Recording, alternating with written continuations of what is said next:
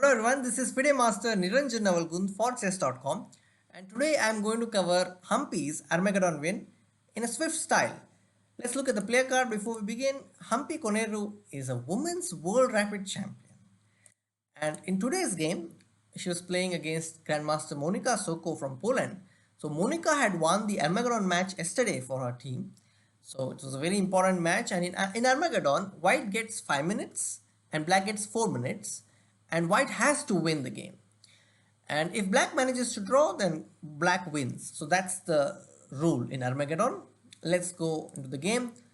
Monika Socko played d4, knight f6, c4, e6, g3. It was a Catalan. And after d5, bishop g2, d takes c4, knight d2. I was wondering whether this was a mouse slip, but I checked the timestamp and I'm not sure because knight d2 was played after 4 seconds. So I think this seems like a gambit, a prepared, I'm not sure. So after knight d2, Humpy took the pawn, queen takes d4. Now black is 2 pawns up, but white has some activity in return. After knight gf3, queen d8, castles, Humpy decided to return 1 pawn with c3. It's very common.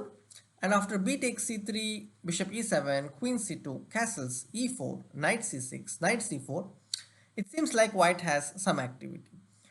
And here Humpy played knight to d7 and white played rook d1. And since this is a pin, she decided to go queen e8.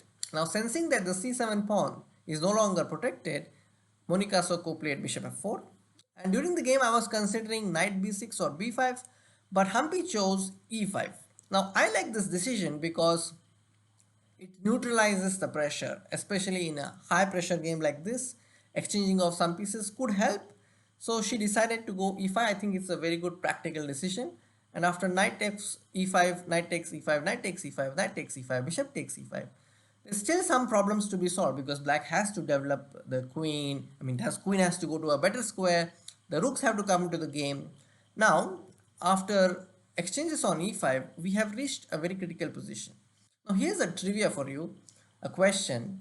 What is the most common pawn structure in the game of chess? This was once told by Grandmaster Daniel King that 3-3 versus 4-2 is the most common pawn structure, and you can see that here black has 3 pawns on the king side and 3 pawns on the queen side, whereas white has 2 pawns on the queen side and 4 pawns on the king side. So the side that has 4 pawns usually tries to generate attack by advancing their majority, and this is the key idea for white. So in this position she realizes that if bishop g4 there is f3. This is also a possibility, but Humpy played c6, and after rook a b1 she plays b6, intending to develop the bishop on c8 because now the rook is keeping an eye here. So she plays b6, and on bishop f4 she plays bishop e6. Now f4 f5 is no longer that dangerous because there is always f6 and the bishop could drop back to f7. So after bishop e3, queen c8, f4, she decided to exchange the bishop and she played bishop s3, offering the exchange. And after f5 she took bishop g2, king g2. And in this position it's not really clear if black has fully equalized, but black is playing fast. And when I was seeing the game, I saw that after she got this position she started making moves very quickly. And after f6, bishop f4, bishop c5, queen e2, rook d2, she played rook d8. And after rook b d1, rook takes d2, queen takes d2, she played queen e8. Now she wants to exchange the other rook also because exchanging pieces here neutralizes the pressure. And here, as I wish to remind you that even a draw is fine here for black. Now after queen e2, rook d8, queen c4 check, she played king f8, which is correct. If she had played king h8, then there would have been some concerns. After rook d8, queen d8 and queen f7, I think white still has some pressure. So she played king f8, and after rook takes d8, queen takes d8, you can see that the square is covered by the king. The king is playing an active role. You must know that the king is an active piece in an endgame. You must use it. And after h4, she played queen d7, a4, a5, queen a6. Now she tried to create some threats with the queen on a6, but the problem is the king. So the queen cannot really leave the king because any perpetual means black wins. So after queen a6, Humpy played king f7, queen a8, and here engines suggest h5, that h5 wins, but okay, the move played by Humpy is okay. She played h6, and after queen a6, queen d1, queen c4 check, king f8, e5, suddenly drops f5, so she played queen check to c2, and then queen takes f5. Of course, there are many different ways in which black can win, but remember that it's a high pressure game.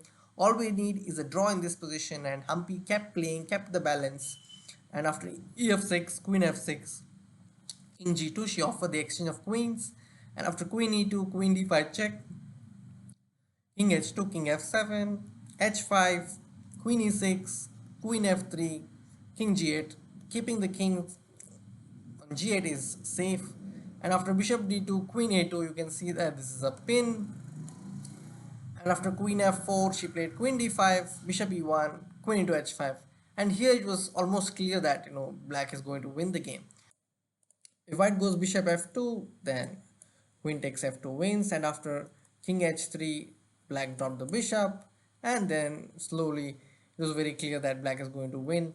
There were already a lot of messages on Twitter that black is winning, and I think after this she managed to win.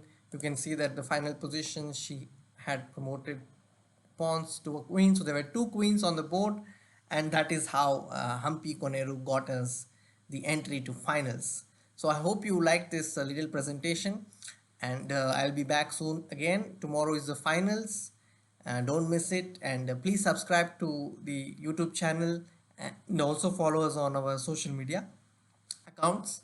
Thank you.